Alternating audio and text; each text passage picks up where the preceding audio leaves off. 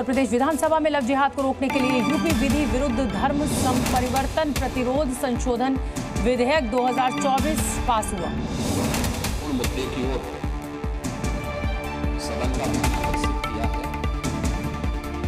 धर्म परिवर्तन को लेकर जो कानून है वो पास कर दिया गया है। इस बिल में उम्र कैद की सजा का प्रावधान किया गया है। इसमें संशोधन है। विधेयक 2024 में पास हुआ था और लव जिहाद को रोकने वाला ये बिल है और इसको अब पास कर दिया गया है विधानसभा से, उत्तर प्रदेश विधानसभा में। बिल में उम्र कैद की सजा का प्रावधान है। अगर किसी को भी जबरन किसी का धर्म परिवर्तन कराने की कोशिश की जाती है तो ये जो बिल है अब इसको पास कर दिया गया है। लव जिहाद रोकने वाला बिल इसे कहा जा रहा है। जबरन धर्म परिवर्तन अब अपराध होगा और उम्र कैद तक की सजा इसमें हो सकती है। फंडिंग करने वाले भी अपराधी होंगे। से जुड़े हुए जो मुद्दे होंगे, विदेशी संस्था अगर दोषी है तो भी सजा होगी। तो दोषी पाए जाने पर उम्र कैद की सजा होगी। इस कानून के तहत क्या सजा हो सकती है ये इस समय ग्राफिक्स के जरिए आप समझिए। पहले 10 साल की सजा का प्रावधान था, लेकिन अब जो संशोधन पास किया गया है उसमें उम्र कैद इस लिमिट को किया गया है। विधानसभा में ये विधेयक पेश कर दिया गया है। यूपी में लव जिहाद पर अब उम्र कैद होगी और अगर कोई विदेशी संस्था इसमें फंडिंग करती है तो उस पर भी सजा मुकर्रर होगी। कठोर अपराध में शामिल किया गया लव जिहाद को। यूपी में पहला कानून 2020 में बना था और आज इसमें संशोधन किया गया। और उधर अखिलेश यादव ने योगी सरकार पर हमला बोलते हुए कहा कि यह सरकार गिरने वाली है और संप्रदाय का दिया बुझने वाला है। ये जो कानून आ रहा है कि लव जिहाद, आप बीजेपी से क्या उम्मीद करोगे? बीजेपी नौकरी थोड़ी देगी। अच्छा, बीजेपी इसीलिए हारी है क्योंकि इन्होंने महंगाई बढ़ाई, नौकरी नहीं दी और किसान को बर्बाद कर दिया।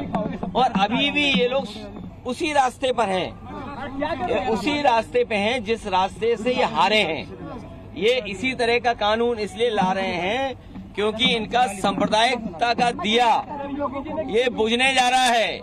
ये जो कावड़ में तख्ती लगवाई थी और आज जो कानून ला रहे हैं या उनका जो व्यवहार भाषा है वो इसीलिए ऐसी है क्योंकि सांप्रदायिकता का दिया फड़फड़ा रहा है, बुझने से पहले फड़फड़ा रहा है।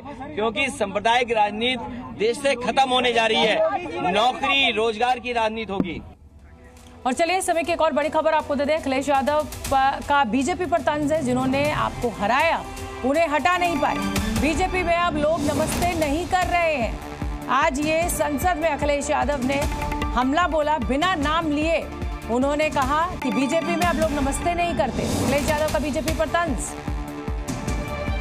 जिन्होंने आपको हराया है आप उन्हें हटा नहीं पाए। आप बहुत ताकतवर होने का दावा करते हैं, यहां तक कह डाला अखिलेश यादव। हार के बाद से इन्हें बहुत तकलीफ है, लोग नमस्कार नहीं करते। सुन लेते हैं।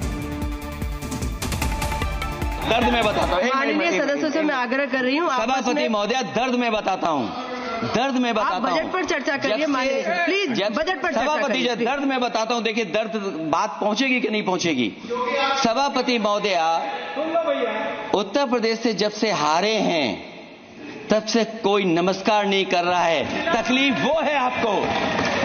कंप्लीट करिए। वो वीडियो हमने देखा है कि कोई किसी को नमस्कार नहीं कर रहा है, कोई किसी को देख नहीं रहा है। चलिए, धन्यवाद माननीय। और जो अपने आप को बहुत ताकतवर कहते थे, बहुत ताकतवर कहते थे आप अपने आप को, जिसने हराया उसको नहीं ये हटा पा रहे हैं। अब बात समझ में नहीं आई ना? माननीय जिसने हराया उसको नहीं हटा पा रहे। इससे पहले मुख्यमंत्री योगी आदित्यनाथ ने माता प्रसाद पांडे को नेता विपक्ष बनने की बधाई दी थी और अखिलेश यादव पर तंज किया था, जिसका शिवपाल यादव ने सदन में ही जवाब दिया। आपके चयन के लिए मैं आपको बधाई देता हूं। ठीक है, अलग विषय है कि आपने चचा को गच्चा दे ही दिया।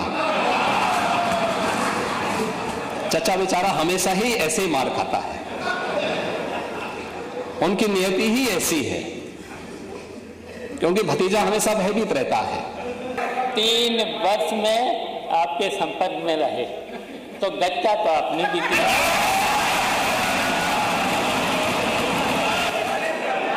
अजय जी, जब आपने गच्चा दिया तो उत्तर प्रदेश इस चुनाव में पीछे रह गया। बहुत पीछे चला गया, समाजवादी पार्टी आगे हो गई। और फिर अब देख लेना